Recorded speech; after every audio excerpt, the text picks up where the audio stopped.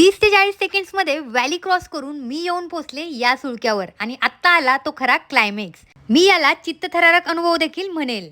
कडक उन्हाळा असल्यामुळे मला डिहायड्रेशनचा खूप त्रास झाला. ही ॲक्टिव्हिटी करण्यासाठी माझ्यासारखीच खूप लोक या ठिकाणी आलेली. त्यामुळे व्हॅली क्रॉसिंग आणि लगेच रॅपलिंग अशी गडबड चालू होती.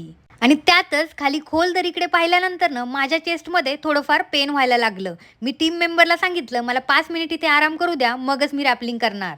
आणि मग इथे 5 मिनिट आराम करून मी ऑरेंज ज्यूस पिला तेव्हा कुठे मला बरं वाटलं. तसं खरं सांगायचं तर मी जाम घाबरले होते, तरी मी खाली उतरायला स्टार्ट केलं.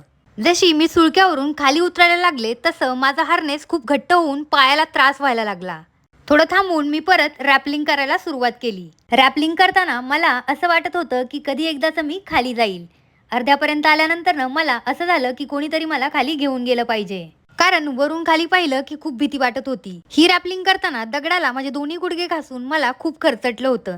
तरी देखील कॅमेराकडे पाहण्याचा मोह आणि ड्रोन व्हिडिओ घेण्याच्या पलीकडे मला काहीच दिसत नव्हतं. मी एका वेगळ्याच आनंदात होते.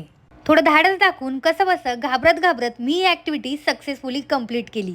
जीवधन वानरलिंगी सुळक्याचा संपूर्ण व्हिडिओ मी माझ्या यूट्यूब चॅनलवर पोस्ट केला आहे. तुम्ही त्या ठिकाणी जाऊन नक्की पहा. आणि मी सगळ्यांना एवढंच सांगेल की तुमच्या आयुष्यामध्ये तुम्ही ही ॲक्टिव्हिटी नक्की एकदा करून पहा.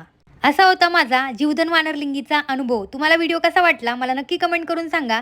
आणि आपल्या चॅनलला फॉलो आणि सबस्क्राईब करायला विसरू नका. बाय.